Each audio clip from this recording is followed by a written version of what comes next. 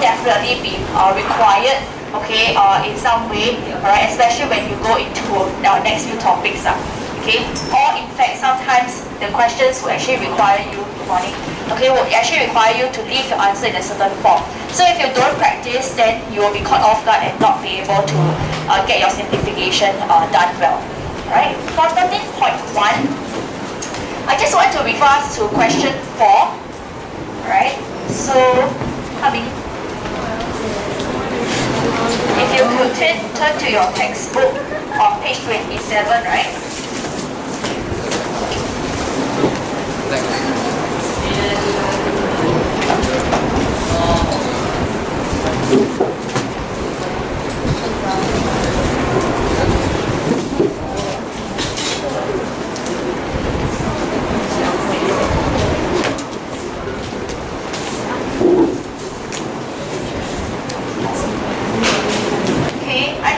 For question 4, there are a handful of you who actually couldn't quite do this question or misunderstood the question.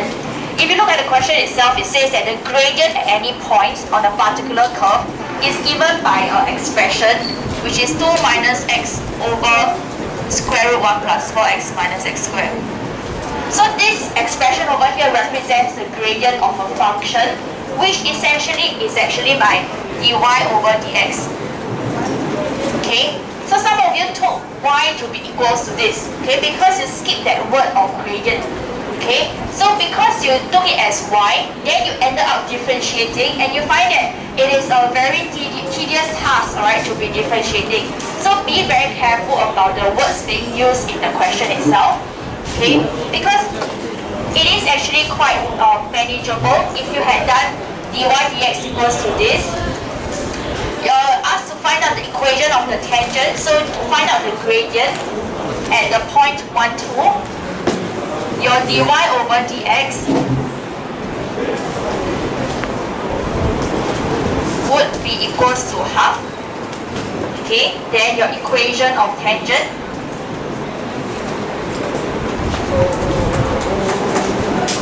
would be y minus over 2 equals to half x minus over 1.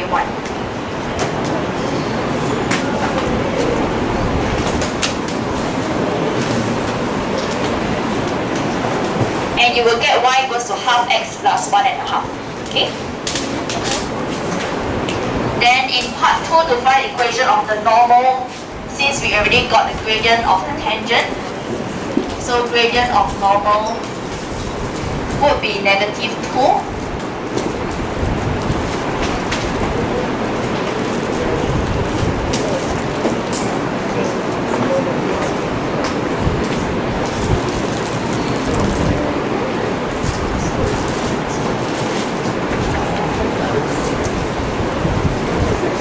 So that will leave us with y equals to negative 2x plus 4. Okay? So that's, okay. Another thing is in question 13, right? Some of you in finding area of triangle, you could actually use shoelace method as well. So I hope that you also take the chance to actually recap on your shoelace method, since we have found that the coordinates A, B, and C is negative 1, 6. What is B again?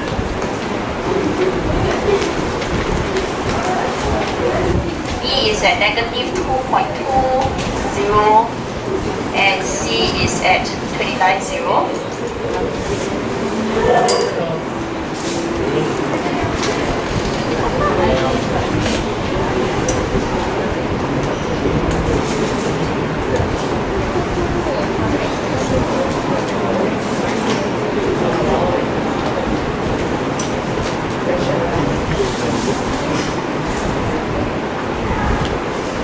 Okay, and you will get 93.6 units squared. So using the shoelace method, if you recall, your point should be in the anti-clockwise manner. Okay. Then remember to put in your units square as well. Okay.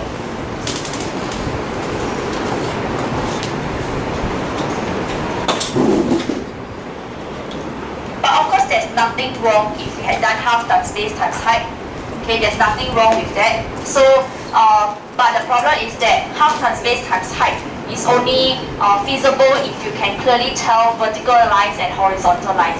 In this case of the question, okay, you can tell the base, which is a horizontal line, and then the height could also be easily told when it is a vertical line. Okay, but then if the triangle were to be tilted, then it will be very difficult to identify base and height already. So it is actually much more easier if you had used the shoelace method. Okay. Alright, so that's all that I want to talk about. Okay, we are going to move into chapter 14.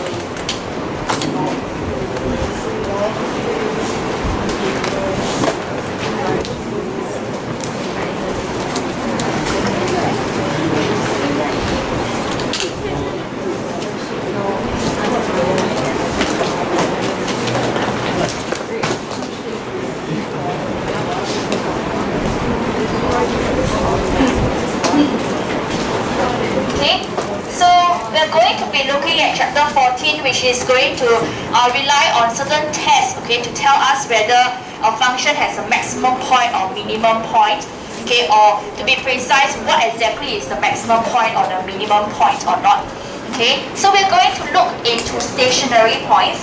So stationary points is a very broad term, okay, to talk about maximum point, minimum point, as well as this thing called point of inflection, okay. So let me write that down.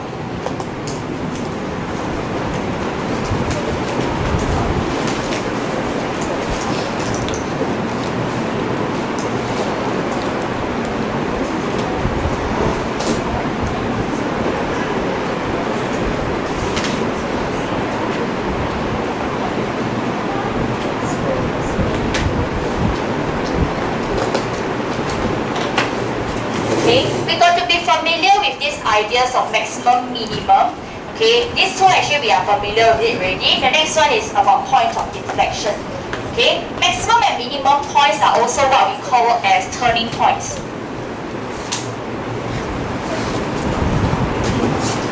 Okay, but do take note that turning points does not equal to your stationary point, because stationary point includes your point of inflection. So to be precise, okay, since we have talked about sets in Emaths already, turning points is a proper subset of stationary points. Okay?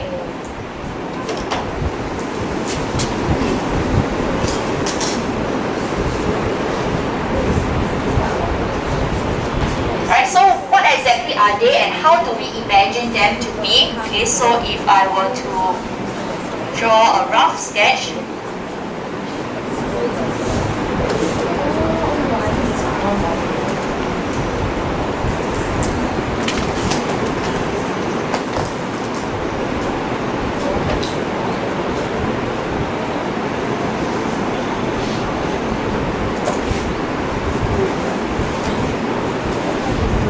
this is just a very random curve, right, for me to illustrate the idea of maximum and minimum as well as point of inflection. Okay, so we understand that maximum point is where there is a peak, okay, going upwards. So this is what we see as maximum point. And then minimum point, as we recognize and understand, this would be our minimum point. Okay. For point of inflection, it refers to this point over here. And where we usually see it, okay, is in curves such as your y equals to x cubed.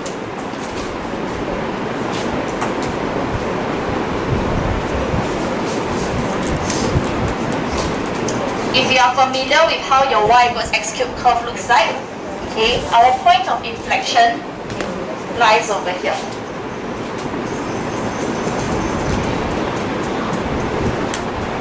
So this is just an example. Okay. So why do we call this a point of inflection? Okay. If we look at the tangents, alright, and the gradients of the tangents specifically around the point of inflection, we see that at, for example, this point here, your dy over dx is more than 0. Okay? And then around this point here, if you draw a tangent, your dy over dx is more than 0 as well. Okay? And if we were to compare to cases where it's maximum or minimum, okay, this case our dy over dx is positive. In this case, sorry, very badly drawn tangent, dy over dx is negative.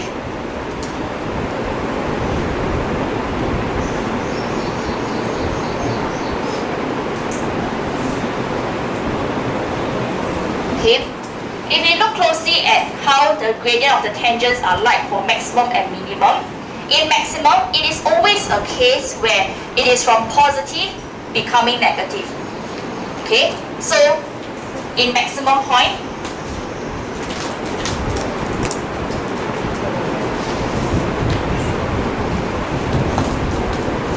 okay, it changes from positive to negative. While in minimum point, your dy over dx,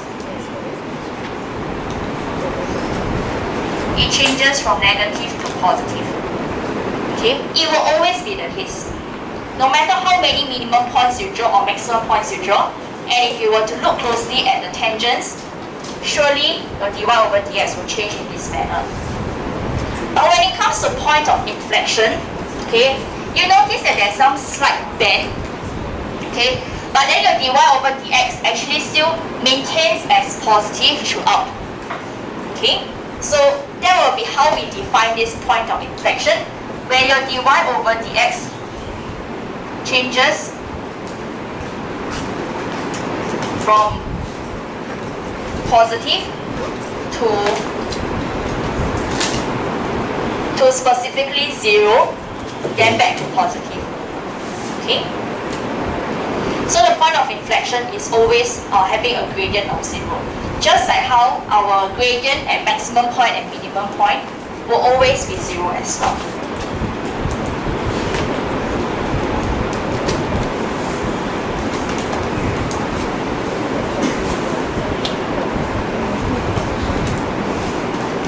Okay. There is, however, another case for point of inflection. So if I were to draw an example,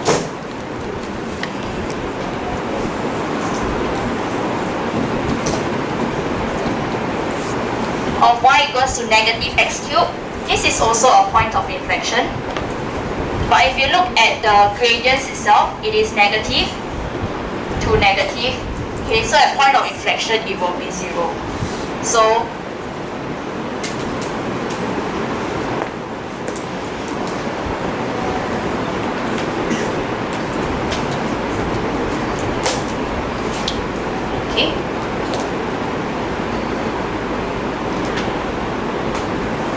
so essentially, for a point of inflection, there's no change in the sign for dy over dx, whereas for maximum and minimum point, there is a change in sign.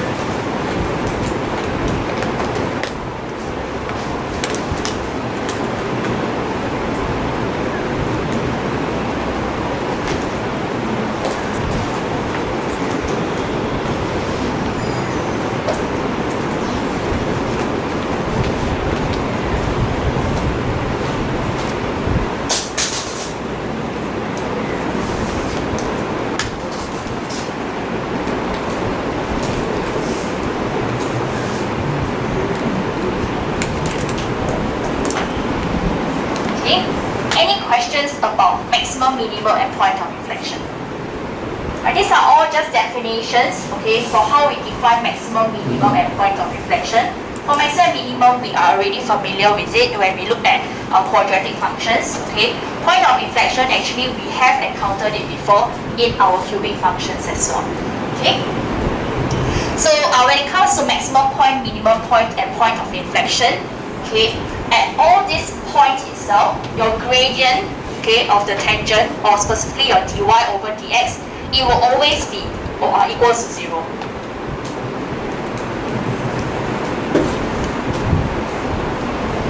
Okay, at your stationary points. Right? So if you want to look at try 1, okay, we have y equals to 3x squared minus 6x plus 1. In part I, we want to find out what is dy over dx.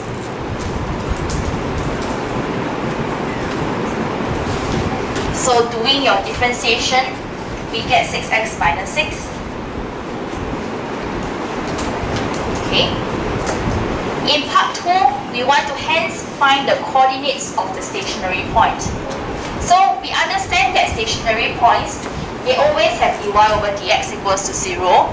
Okay. So using that concept, where dy over dx equals to 0, we can solve the equation 6x minus 6 to be equals to 0.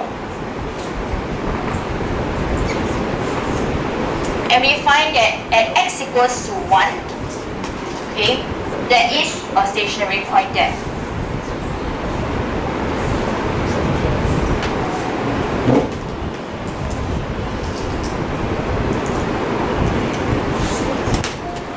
And we find that the y coordinate is negative 2.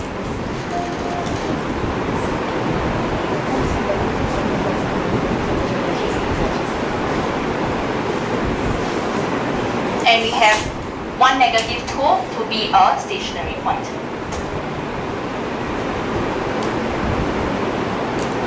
Okay.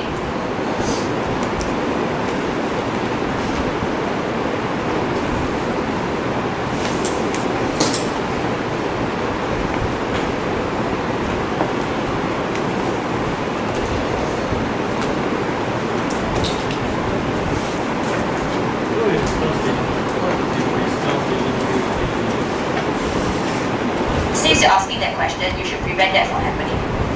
Yeah. You know how to remember the spelling? No. How I remember stationary and stationary, both actually same pronunciation. How I remember this stationary with your pen kind of stationary is that pen, P-E-N, so got E, so that one is S-T-A-T-I-O-N-E-R-Y. So this is where your pen and your pencils come in. Because all got E, right? Alright, then stationary is the other way, and so that one is the stopping one. Okay? I don't know how you remember it, but that was how I remember it since I was young. Okay? So remember your spelling. Okay? Now next, we move on to our first derivative test. Yeah? Okay, any questions regarding try 1? Okay, so we'll move on to first derivative test. Our first derivative test is mainly to tell us, okay, whether the point itself, is it a maximum, minimum, or a point of inflection. Okay, so this is a very important test.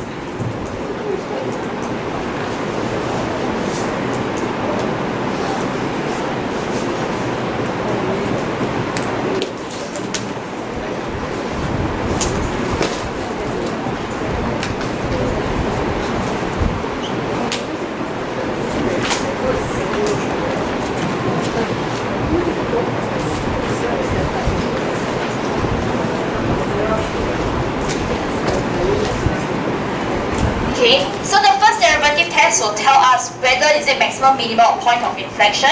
Earlier on, okay, what we have found is only that this one is a stationary point. We cannot conclude whether this point here, 1, negative 2, is it a maximum, minimum, or point of inflection. Okay, so after finding a stationary point, you need to use the first derivative test to tell you whether is it maximum, minimum, or point of inflection. Later on, after I've covered first derivative test, we do have a second derivative test as well, But second derivative test is to tell us whether is it maximum or minimum only. Okay, it doesn't tell us whether is there a point of inflection or not. So point of inflection can only be discovered through the first derivative test. So what exactly is the first derivative test? We look at the dy over dx. Just like the name suggests, first derivative, okay, that means you differentiate once, alright, and that will be your dy over dx.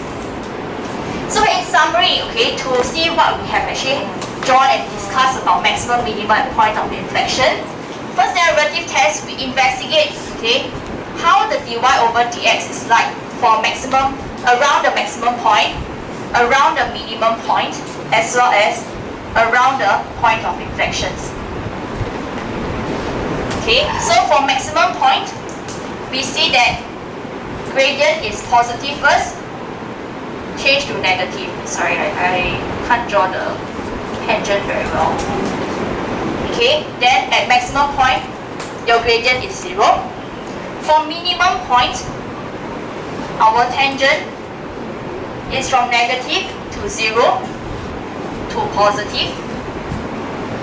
And point of inflection, as we discussed earlier, it is either from positive to 0 to positive, or negative to 0 to negative. Okay, so this is a summary of how the three stationary points could look like. So let's do an example.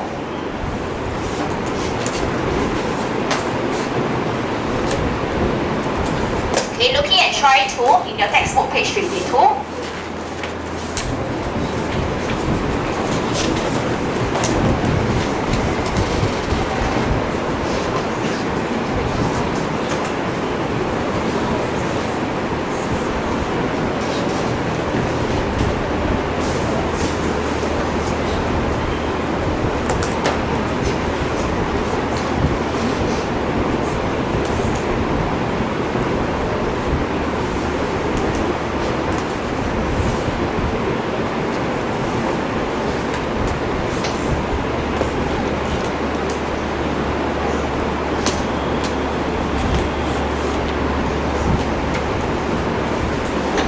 Okay, this question itself outlines the general steps, okay, that we will need to take in order to determine the nature of stationary point. So we always will be given, or maybe not always, I cannot promise that, okay, but we will typically be given, okay, the function of the curve itself. We need to go and find out what is the dy over dx, okay, and in part 2, to find the coordinates of the stationary point, which is what we did in try 1 just now, we will let dy over dx be equals to 0.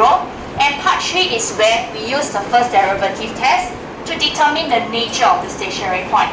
By saying nature of the stationary point, it just simply is trying to find out whether is it maximum, minimum, or point of inflection. Okay?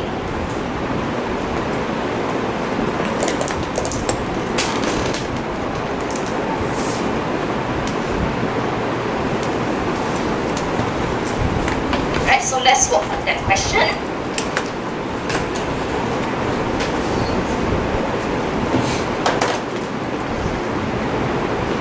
Okay, so given y equals to 2x cubed minus 9x squared plus 12x minus 4,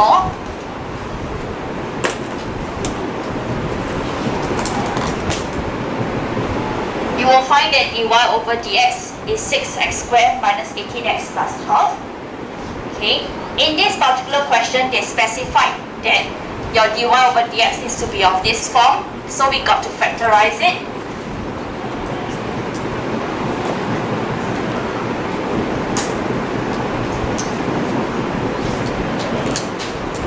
Okay, so upon factorization, we do get 6x minus 2, x minus 1. So, show it.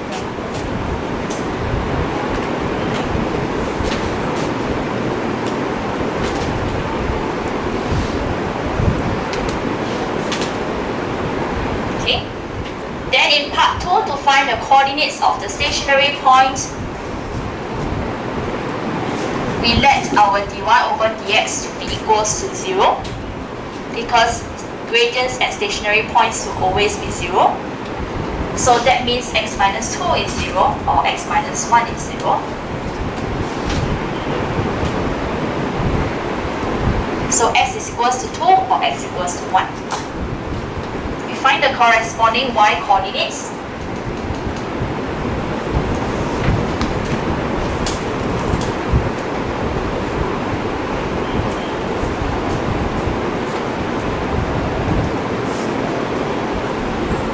That would give us 1 equal 0.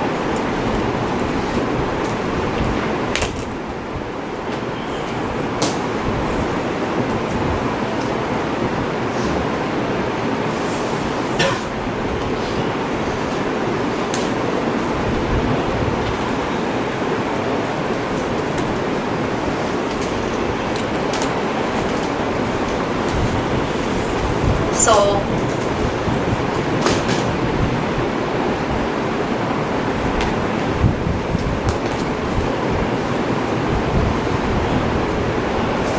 the stationary points are 1, 1 or 2, 0. Okay?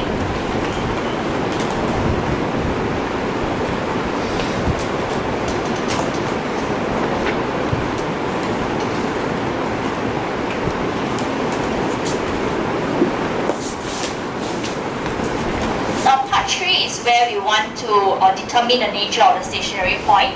Okay, and that is where we will be using our first derivative test. Okay, so how exactly is it going to be used? Alright, we need to draw a table. Okay, so we will have x over here. Sine of dy over dx. And the tangent. Okay.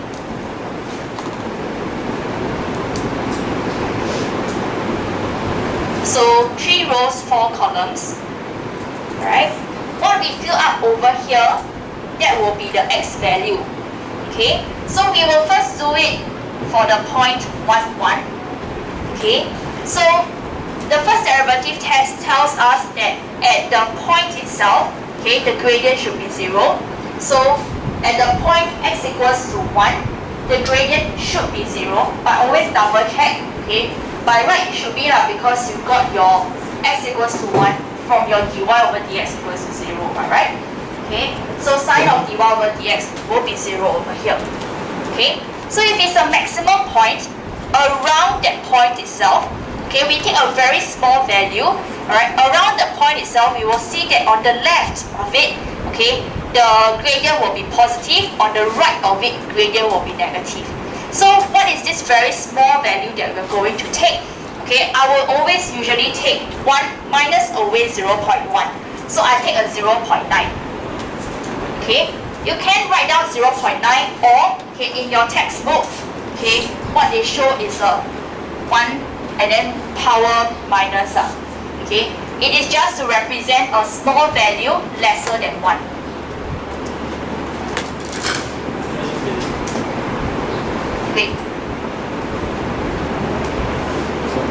Okay, we just take minus 0.1 only. Okay, so take the 1 itself, which is your x coordinate, minus away 0.1, you get 0.9. So we take just a little bit lesser than 1. Why is it that you don't want to just minus one whole number, minus away 1? Okay, the reason is because if you minus a big number like 1 itself, right? Okay, I mean big, the size is always relative, right?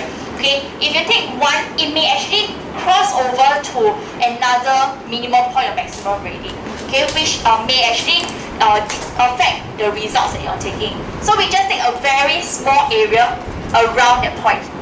Okay, because at this point we do not know how the graph actually looks like. If you minus 1, right, meaning to say if you take a 0 over here, it may go to another side of the curve whereby there is actually a minimum point. Okay, so it's not going to be accurate. Alright, so we take a small one, which is 0.9. Okay, then likewise, we take the one on the right of the stationary point. Okay, so we increase by just a little bit, so 1.1. In your textbook, you will see that they use 1 to the power plus. Okay, so just a small value bigger than 1. So we always take minus 0.1 plus 0.1, okay? So after deciding these values, we need to determine the sign of dy over dx. Alright? You just have to use your calculator, okay? No need to actually do any working. Alright, so take 0.9, substitute into your dy over dx. Alright, so 6 times 0.9 minus 2 times 0.9 minus 1. Could you press that in your calculator? Okay, and tell me what is the value?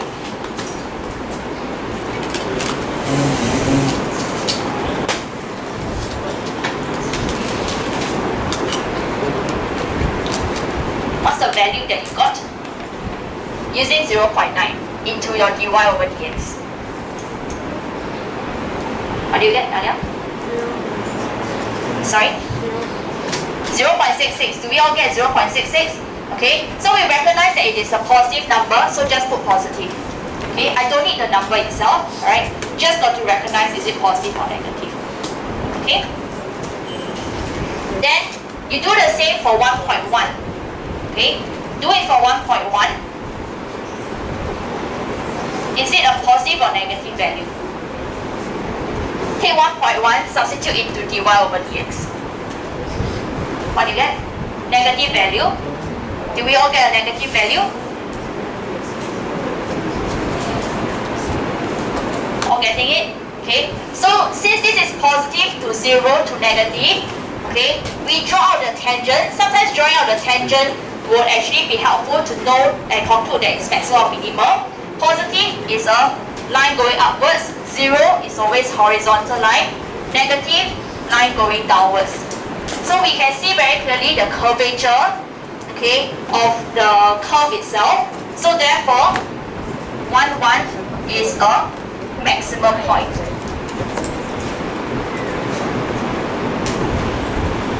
Okay? Any questions about this? No questions? Okay, I want you to give it a try next. For the point 20, do the same table and tell me whether it's in maximum, minimum, or point of inflection. Okay? Do it for the point 20 now.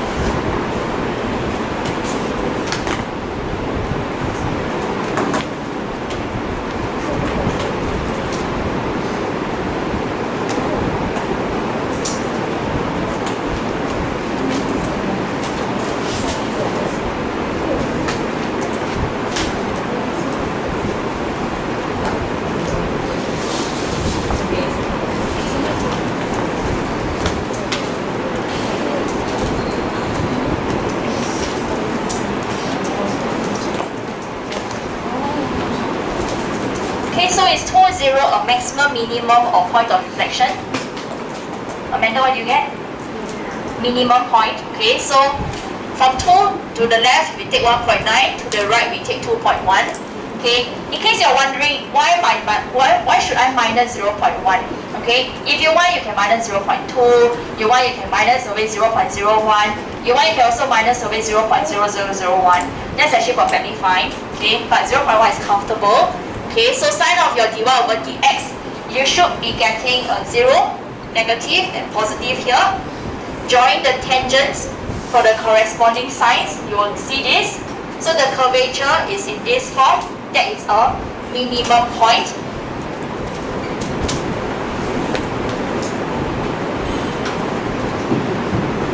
So that is the conclusion. Okay, any questions? Alright, so using the first derivative test, you got to draw out the table, okay, because that is the working for the test itself. Right, so every single part of this table should not be missing. Alright, next I want you to actually do try 3. Okay, I want you to work on try 3 now. That's on your textbook, page 52.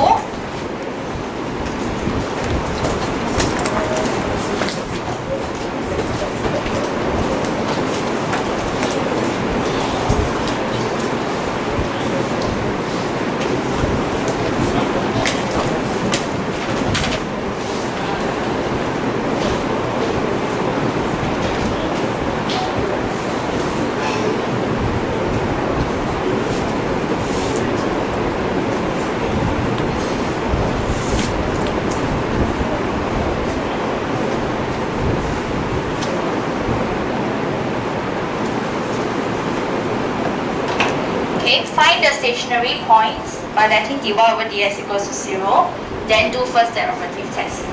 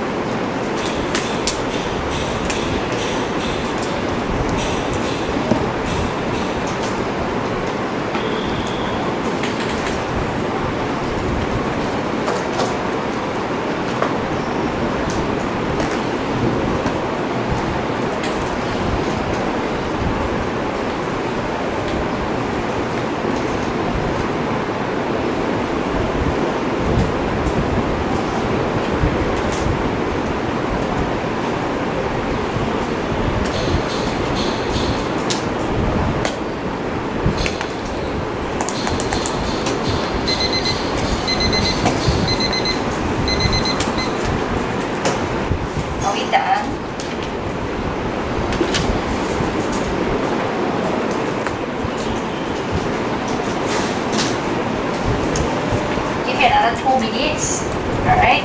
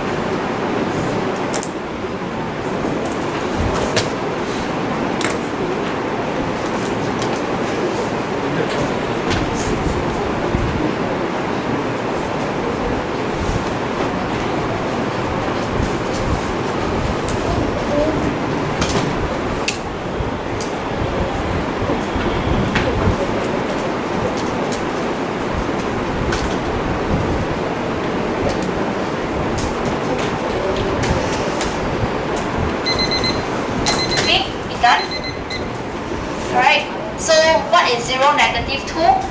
Kelly, what do you get? Your 0, negative 2 is a point of inflection. Okay, do we all get point of inflection? Alright, so with 0 itself, to the left and to the right, this one we take negative 0.1, this one we take a positive 0.1. Okay, so you will get negative 0, negative. Join the tangent itself will be negative 0, negative. Okay, so we see that it's an S shape. Alright, so 0, negative 2 is a point of inflection.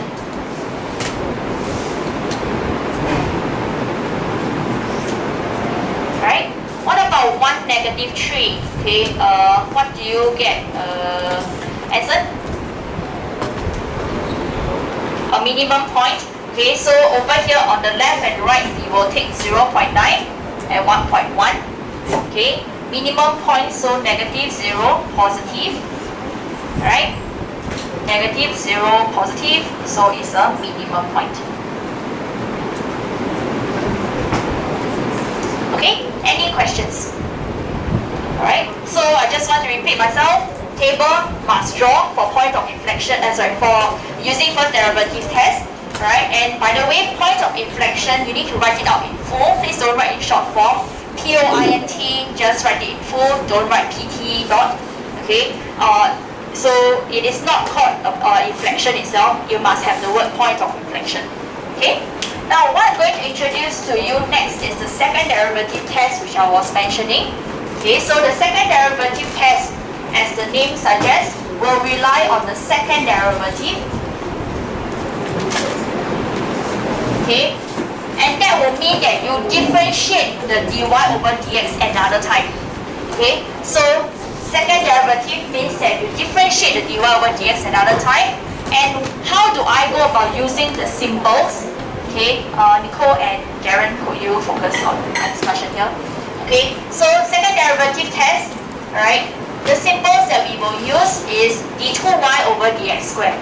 Okay, usually we pronounce it as d2y over dx squared. Right, don't ask me why. Okay, my professors have always said that, so I just take it as that as well. Okay, please don't read it as d square y over dx squared. Right, we just call it d2y over dx squared. Okay, huh? It is not a power. What do you say? This is a notation. It is not an algebraic function. It's not algebraic expression. Okay, so we can write it like this. consistent with the first derivative test, okay, as in the first derivative itself, or if let's say, okay, if we use fx, okay, then how will the second derivative symbol look like? Alright, so let's say fx equals to maybe x cubed. Okay, then first derivative we say f prime x. Alright, so that is 3x squared in this case. Second derivative is double line, okay, double prime. Alright, so that will be 6x. Alright, so the symbols for your second derivative is either this or you use this. Yes, you differentiate the first derivative again. Okay? There are definitely more symbols that could be used. Okay, let me dig through your textbook. Okay, if you look at your textbook, page 53, they do have things like d over dx, your dy over dx. That means you differentiate your first derivative. Okay. You also find that in your textbook, they have things like you differentiate the derivative of fx, okay? But you notice that these two is rather complicated, okay? I don't want you to get lost in this kind of notations, okay? So, and more commonly, we always stick to these two, okay? Very rarely we use this, okay? So, what is the second derivative test about?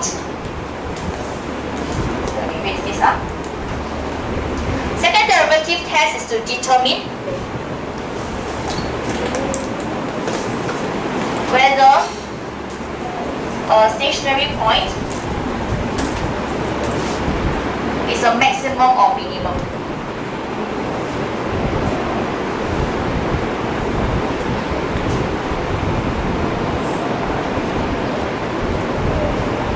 Okay, it does not tell us point of inflection.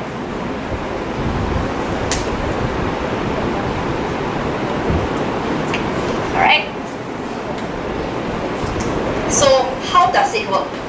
It works much more easily than your first derivative test.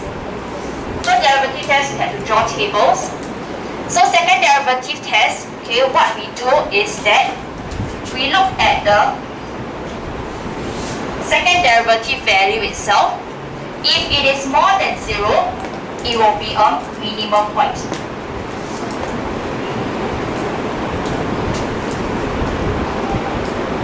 If it is less than 0, it will be a maximum point. Okay? So we look at the second derivative value itself. More than 0 minimum, less than 0 maximum.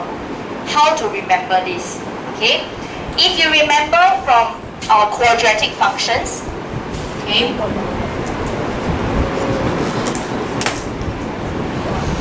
okay, so this is your standard quadratic function.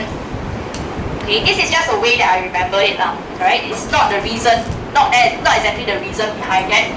Okay, so when we have a quadratic function, we always look at your a, okay, for the shape of the quadratic, right? Okay, so for the shape to be like this, which gives a minimum, your a is always more than 0 because happy face, right? Okay, then if it is a maximum point,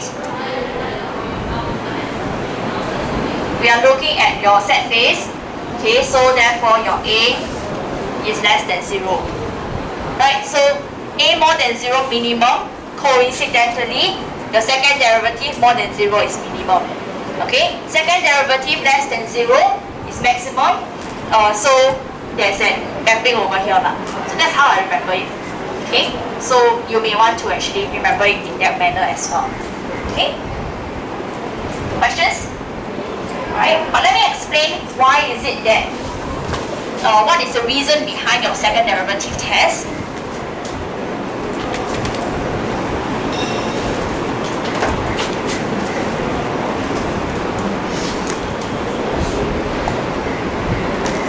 Just give an example.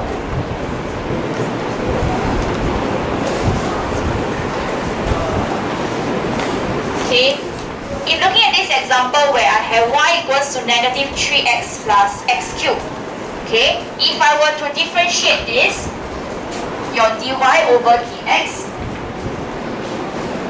will be negative 3 plus 3x squared. Okay, in this case we have a minimum point, and if I were to draw a graph for my dy over dx instead, okay, I will end up having something that looks like this.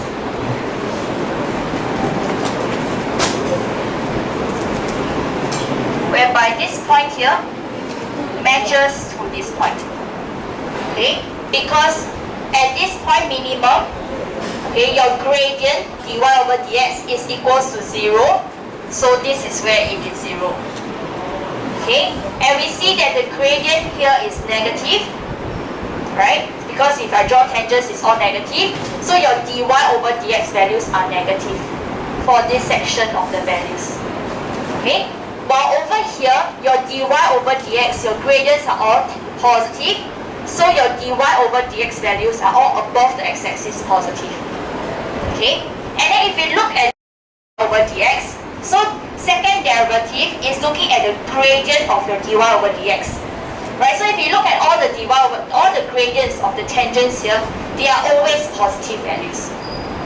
Okay, so that's why, okay, looking at the second derivative itself, right, it will always give you your minimum point. Okay, you understand what I'm saying? Right? So you could also do this same thing, okay, for your maximum point. You will notice that the gradient of all the tangents in your dy over dx function, they are actually all negative. Right? That's the reason why, okay, second derivative lesser than 0 give you maximum point. Second derivative more than 0 give you minimum point. Okay? I'm just trying to explain to you, alright, how and why the second derivative test works, but you don't need to actually go about explaining it. Okay? You just need to know how to apply this concept itself. Okay? Looking at the time, I don't think I have the time to do an example. Right? Let this go and sink down, okay, in your mind. Alright, tomorrow we will continue with try 4. Okay?